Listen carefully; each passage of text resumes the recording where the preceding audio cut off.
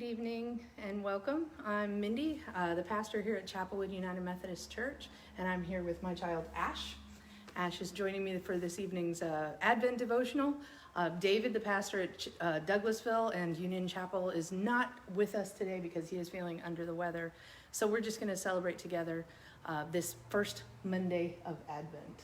We're going to start by lighting our one candle on our Advent wreath, this being the first week. We only light one purple candle. And the Advent devotion series that we're using is called Shadow and Light, which I just think is kind of a cool title, by Oxenreider. So if you're following along, that's the series that we're going to be using. We're going to read from Psalm 4, and we're going to read 5 through 8. So if you want to start there and just read down to there. Offer right sacrifices and put your trust in the Lord. There are many who say, "Oh, that we might see some good. Let the light of your face shine on us, O Lord. You have put gladness in my heart more than when their grain and wine abound. I will both lie down and sleep in peace, for you alone, O Lord, make me lie down in safety." Yeah. So Advent, the season of Advent is supposed to be a season of preparation. And in some ways it's tempting to think of that as like when you get your house clean or when you, start to build something. But actually, in a lot of ways, the season of Advent is more the kind of season of preparation that a pregnancy would be. Because a process has been started and a process is underway and huge changes are taking place. But in a lot of ways, it can be happening sort of without you. The same way that, a lot of things happen through a pregnancy. Not that you would know this, but a lot of things happen through a pregnancy through processes that we don't understand and we don't have any control over. And it's in a lot of those pieces of the process, the preparation that happens to us during Advent, that God's presence is really felt. Like God's faithfulness is really with us. That all of those minutiae, that's a fun word, minutiae, are actually all sort of being taken care of in the background by our faithful God. So our devotional ask for this evening, for tonight's devotional, is: where have you seen God being faithful to you? Where have you seen God's faithfulness? So I just want us to kind of think about times in our lives where we've seen God at work in the life of somebody that we love or in our own lives, and been sort of, relieved by the fact that there's a God in charge, that there is something more in charge of all of this. You know what I mean? Can you think of anything that sort of fits in that category? I don't know. I definitely have never been through pregnancy, but I've witnessed a lot of pregnancies in my time. And I feel like the feeling that I get watching somebody go through a pregnancy is a lot of the same that the person going through the pregnancy feels. Okay. Sort of, oh, well, this might as well happen kind of thing.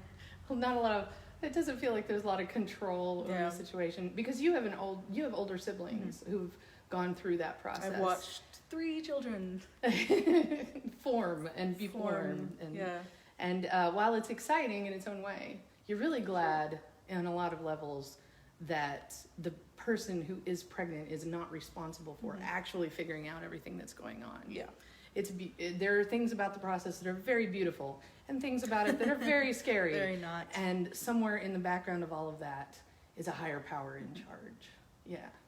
So that's our ask for tonight is, where have you seen God's faithfulness at work? And in order to sort of give you something interesting to contemplate, I'm going to show you this piece of artwork. Let me just bring you around here and show you this. This is unfortunately just a print of a piece of artwork. It's a very interesting piece of artwork. And I encourage you to look it up. It's by Mike Moyers, and it's called "When Jesus Hears Mary Sing," or something to that effect. And I encourage you to Google it. I'll put the title of the artwork in the title of this video so you can look it up for yourself and just contemplate what beautiful thing is going on there. That's a baby in utero listening to, that's a representation of baby Jesus in utero listening to Mary singing, which is just a beautiful thought. Mm-hmm.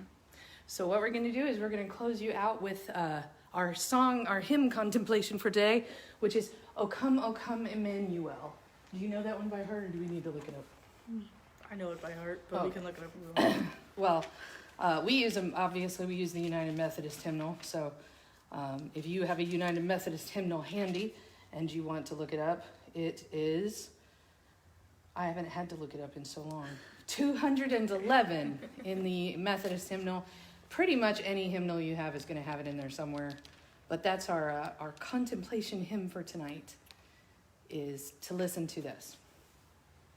O come, Emmanuel,